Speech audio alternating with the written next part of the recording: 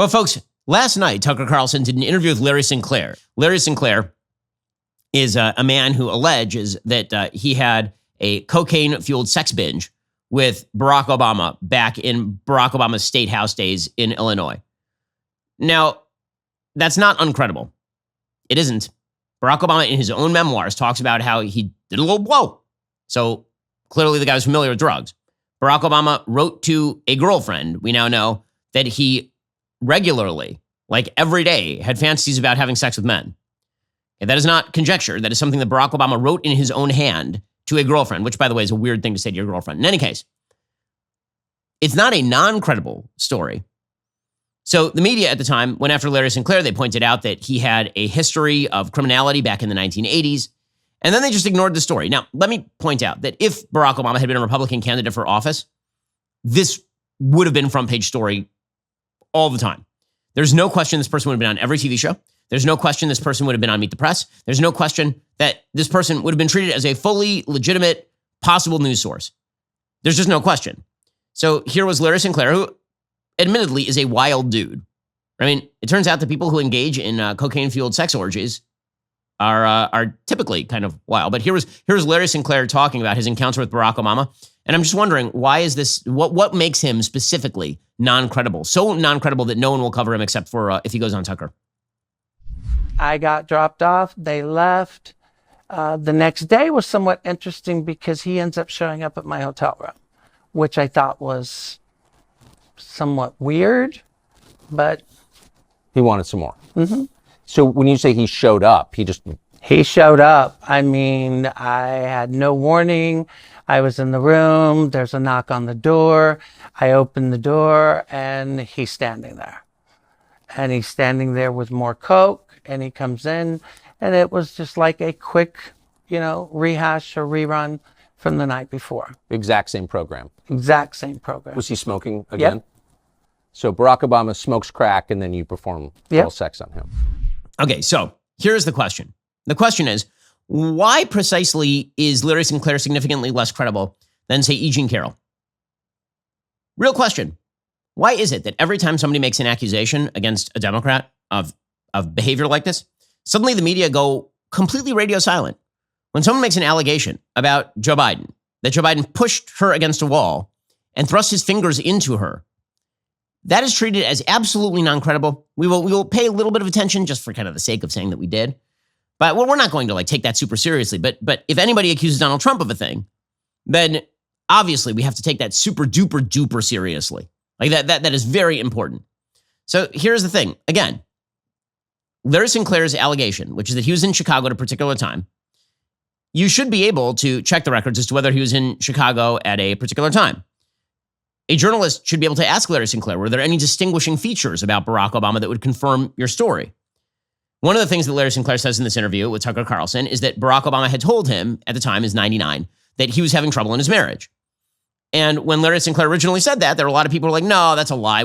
How dare you? They have a perfect... Well, it came out in Michelle Obama's memoir that, yeah, they were actually having some pretty significant marital troubles at that time. So the timeline lines up with all this. And again, it is not a wild allegation to suggest that Barack Obama may have engaged in homosexual behavior, considering he literally wrote in a letter that he fantasized about doing so. It's not a wild allegation to suggest that Barack Obama may have been doing coke in the late 90s, considering that he literally wrote in his memoirs about doing coke. Now, this is not somebody who has maintained in his own hand that he is straight as straight can be when it comes to his sexual proclivities and no drug use. Like that. Again, does that mean that what Larry Sinclair is saying is absolutely true? I have no idea. You don't have any idea. But again, we're asked to make these decisions all the time in the court of public opinion about who is quote unquote credible and who is not credible. Vladimir Putin has called the U.S. dollar's drop in dominance objective and irreversible. Brazil, Russia, India, China, South Africa, they formally agreed to use local currencies in trade instead of the U.S. dollar. It's the first shoe to drop. As demand for the dollar starts to weaken, the buying power of the dollar is going to weaken as well. Birch Gold is busier than ever. Bottom line is this. You have a lot of central banks that are manipulating currencies, and the basic hedge against all of that is precious metals investment. Investors and savers are looking to harness the power of physical gold held in a tax-sheltered IRA. I buy gold from Birch Gold. I trust them to help me diversify my savings. You can protect your IRA or 401k by diversifying with gold from Birch Gold. As the US dollar continues to receive pressure from foreign countries, digital currency and central banks, arm yourself with the information on how to protect your savings. Text BEN to 989898 today. They will send you a free information kit on gold. They've got an A+ rating with the Better Business Bureau, thousands of happy customers, countless 5-star reviews. I trust Birch Gold to help you diversify in gold. Get all your questions answered, feel really solid about your investments, and then start taking some of your money and putting it into precious metals as a hedge. If a central bank digital currency becomes reality, well, you're going to be glad you did. Text BEN to 989898 to get started today. Have you ever craved a barbecue meal with the family? I do, like every weekend, basically. Say you go to the store, get all the groceries, invite the family over, and then you go to turn on the grill and your propane tank is empty. This is where Cynch comes in to save the day. Cynch is a propane grill tank home delivery service. They deliver propane tanks directly to your door on your schedule. They don't require any long-term commitment or subscription. Delivery is completely contact-free. You don't have to wait around at home. Track the order on the Cynch app from anywhere. Whether you're grilling for dinner, camping with your family, or lighting up your patio heaters on a cold night, Cynch's propane delivery service ensures you have the fuel you need to make the most of every single moment. Head on over to Cynch.com or download the Cynch app. Use promo code Shapiro. Get your first tank exchange for just $10. That's CYNCH.com. Promo code Shapiro. It's a limited time offer. You have to live within a Cynch service area to redeem it. Visit Cynch.com/offer for details. It's a great service. Again, I barbecue all the time. There's nothing worse than you go out to the barbecue, you got the meat all spiced, you're ready to go, and then you turn on the barbecue and there's no actual propane. Go to Cynch right now. Make sure this never happens to you. CYNCH.com, promo code Shapiro, and get your first tank exchange for just $10. Remember, we were told by the entire mainstream media that Christine Blasey Ford, who accused Justice Brett Kavanaugh of having gang raped her back in their teenage days, she was brought before Congress. Kamala Harris asked her questions. She was on the cover of Time magazine. She became the leading face of Me Too. And her allegations are significantly less credible than Larry Sinclair's. Her allegations had no confirming details. They did not match with the behavior that we've known about from Brett Kavanaugh in terms of like his sexual lifestyle. There are no confirmatory sort of details, like none. Place, time, anyone else who can remember this event. And yet that was treated as perfect evidence that Brett Kavanaugh should not sit on the bench. And in fact, if you confirmed him to sit on the Supreme Court of the United States, this meant that you were fine with going ahead with rape. The fact that, again, Larry Sinclair has been around for a while. Like these allegations were being trafficked back in 2007, 2008, as early as that. And there have been widespread allegations about Barack Obama's sexual behavior back in his Chicago days for a very, very long time. I don't know if they're true. I don't. You don't know if they're true. But the point is that the media have a certain standard as to what is a credible allegation. And their standard always seems to be you're making it against a Republican.